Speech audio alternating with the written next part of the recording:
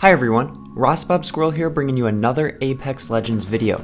So a question that comes up a lot is how to deal more damage in your games. I'm going to dive right in on this and hopefully give some of my advice that helps me consistently drop high damage games. I'm going to break this down into different sections: where to drop, finishing your kills, weapon choices, legend picks, and then I'll share my most important tip that will help you deal more damage. First off, where to drop. Many people suspect that you need to drop hot zone or somewhere that is heavily contested to get these high damage games. If you have the confidence that you can eliminate all the enemies there, it is a solid choice. However, if you think you don't have the best team to do so, it's not worth it to go to these hot drops in my opinion. As well, players off drop are only going to have white body armor, resulting in less damage overall than waiting a little bit until enemies have better shields. You need to constantly though be looking at where teams are dropping. For instance, if half the players drop right away, you should be landing on that side of the map because most of the enemies will be bunched together and easier to get to. Next up, finishing your kills. One important note is that so much of damage will come from thirsting your kills, whether that is from eliminating players you or your team knocked, or even players that have been downed by an enemy fighting nearby. Eliminating a knocked enemy awards you up to 100 additional damage.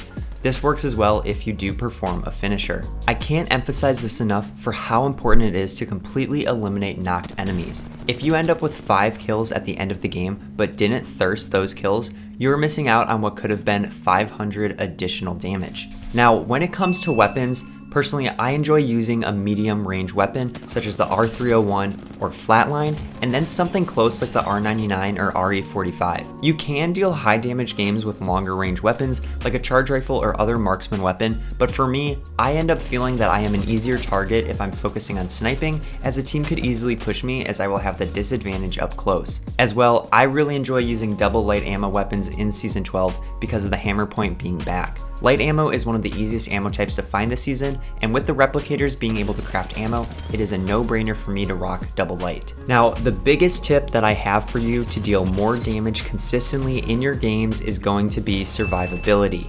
If you are surviving until the final ring, you will naturally do more damage over the course of your game, as you will be running into teams and ultimately inflicting damage on them. If you are playing with a squad, you need to focus on your team and play smart with them. This means reviving when you have the opportunity rather than pushing and trying to get more damage, or rotating out of a fight with your team instead of going up against a team that you might have a disadvantage with due to positioning or ring location. Survivability and just surviving in general until the end of the game is going to be the biggest thing you can do to deal more damage consistently. Regarding legends, I strongly believe that implementing these tips will allow you to get higher damage games with any legend. However, I do also believe that there are some legends that help gain more damage naturally. Going back to survivability, legends such as Pathfinder, Bangalore, Wraith, Valkyrie, and Ashe all have great abilities that can help you reposition or escape a fight in a sticky situation, which again will help you survive longer. Valkyrie and Ashe are also solid choices because their tacticals deal damage. As well, another legend that I really like for high damage games is Revenant, given that his tactical does damage and you can push a team to break their shields with his ultimate. As a bonus tip, if you are seeking a high damage game like a 2K, 3K, or 4K, don't feel like you always have to completely knock enemies right away. If you know that there are no teams nearby, you could crack an enemy's shield, let them heal up, and start the whole process all over again. You will quickly gain more damage by allowing the enemies to heal themselves before knocking them. Let me know below what you guys think of my tips to deal more damage in your games, and if you have any additional ones you would like to add. I truly believe trying out some of these tips in your next games will help you secure higher damage. On that note, I will catch you guys on the next one.